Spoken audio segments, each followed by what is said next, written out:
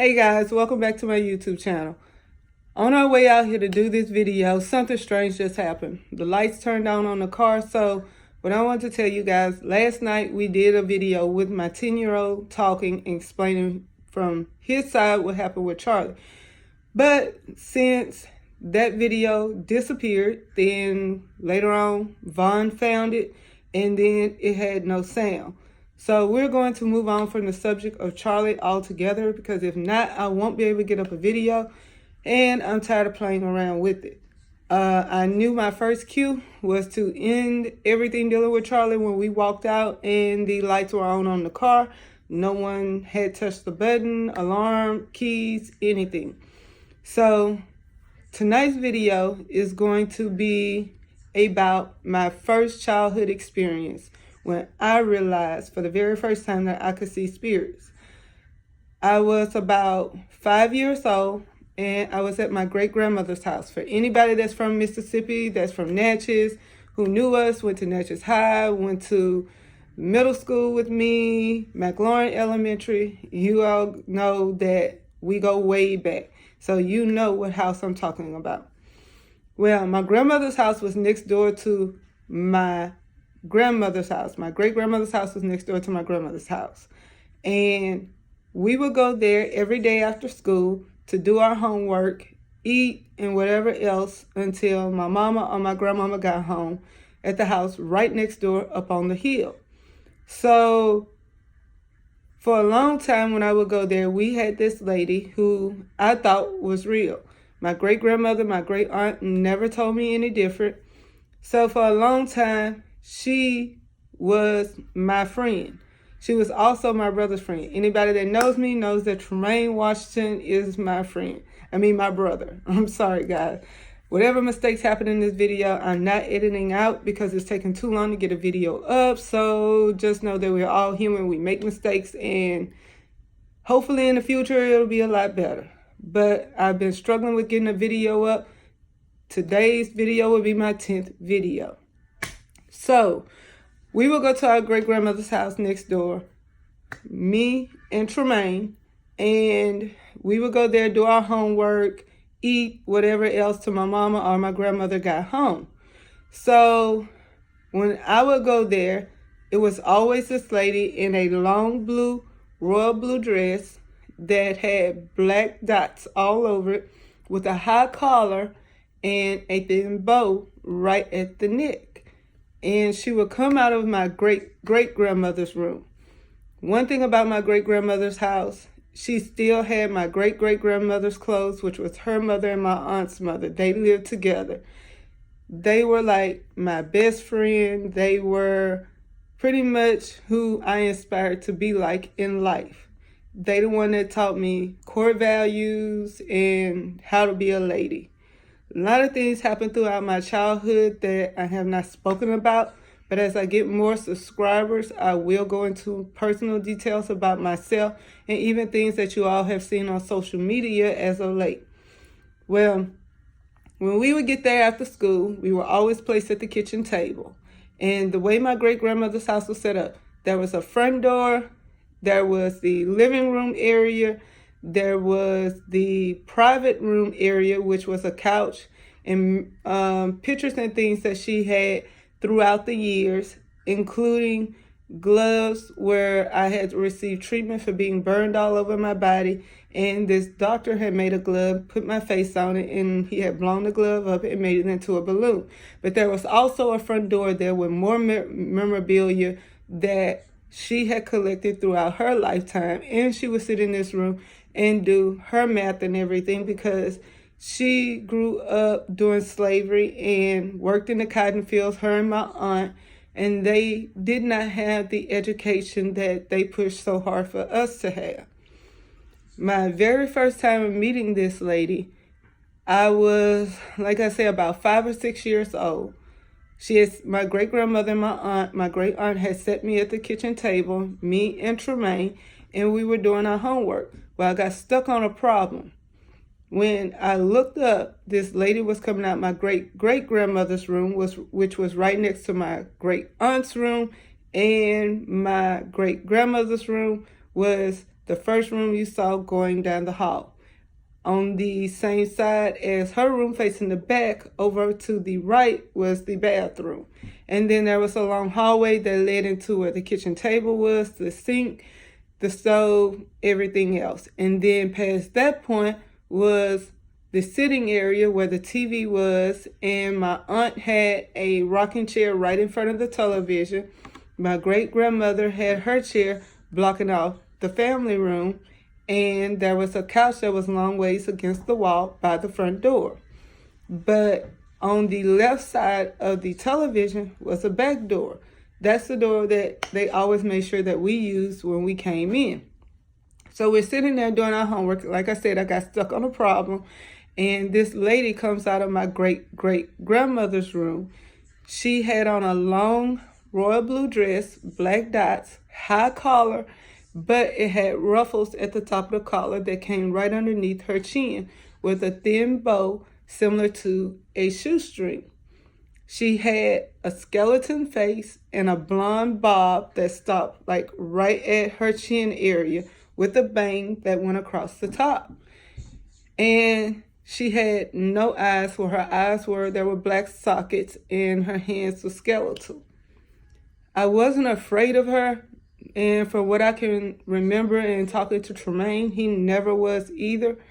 And she would literally bend over the kitchen table, help me with my homework, pointing to problems and everything else. Well, back in the 80s, they used to have like these cars you would put batteries in, and when it would go forward and bump a wall, it would turn around and come back to you. And my great-grandmother and my great-aunt's hallway was long. So this car would start from by the front door and travel all the way up this hall. When it would bump a wall or a door frame, it would usually turn around and come back to me. It was a teddy bear in a police-shaped car with little sirens on it, and his little head would turn from side to side. Well, he got stuck up against the door one day, and he didn't turn around and come back to me. She came out the room, she turned around, and she picked up the car, and she turned it, and it came back down the hall. Well, as time went on, Tremaine got more cool cars than I thought. So I would try to take Tremaine cars, and back then you could take and pull the car back and let it go, and it would rip. Well, I was playing with that car one day, and it got stuck. She came out the room again, she turned the car around, and she pointed it back towards me, and the car would come back down the hall. I would talk to her and everything. Mind you, my great-grandmother and my great-aunt were always home, and it was always me and Tremaine, being the first two and being the oldest two. We were always with them. We loved going to Nanny and Auntie's house like every single day. We would rather be there than be home. And Tremaine never seemed afraid of her. He acknowledged that she was there, but as we got older, he remembers her, but he'll shut down any conversation talking about her. He is also subscribed to my YouTube channel, and of course, he's going to see this video. But when the car would turn around and come back to me, and I would do it again, she would stand there and make sure it never got stuck. But she only came out if we needed help with our homework, or if my toy got stuck and I couldn't get it, or I was waiting on it to come back. I never had a fear of her hurting me, realizing that she was even a spirit or whatever you would want to call her. She was normal to me, just like my great-grandmother and my great-aunt. During that time, on rainy days, she would not appear. But when it would rain at their home, it was always thunder that sounded like it was hitting the ground. And then soon as I would hear that thunder, I would run and hide, usually in the off-limit private room that my great-grandmother and great-aunt had in their home. And she would tell me to come out. And she knew that something was wrong, but I guess that at that age she didn't think I would understand enough, so she never explained to me what was going on.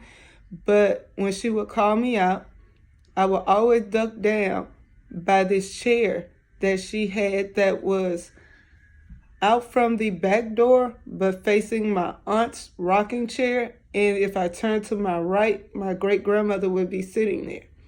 And if you grew up in Natchez, Mississippi, Adams County, and you have grandparents like mine, you were raised old school, you know that the first sound of thunder, TVs and everything went off. So we would be sitting there in the quiet. She would have the main door open, but the screen door would be shut and you could see outside. But I would hide down beside this chair, away from the side by the door. And the reason I did that was because every time the thunder started, I would hear like thunder just rolling through the ground. And one day that happened, and I looked out the back door, and there was a bayou, which is still there on our property back home. And you would see these horses, big horses, coming up out this bayou. And when they would come up, they were just coming up in droves. I mean, it was just hooves hitting the ground. It's thundering, it's lightning, no rain has started. And I will never forget the first time I saw it. There was a young boy sitting on the first horse that came up out that bayou, came up by the back door, and he was holding a flag. He had on a gray uniform and a gray cap.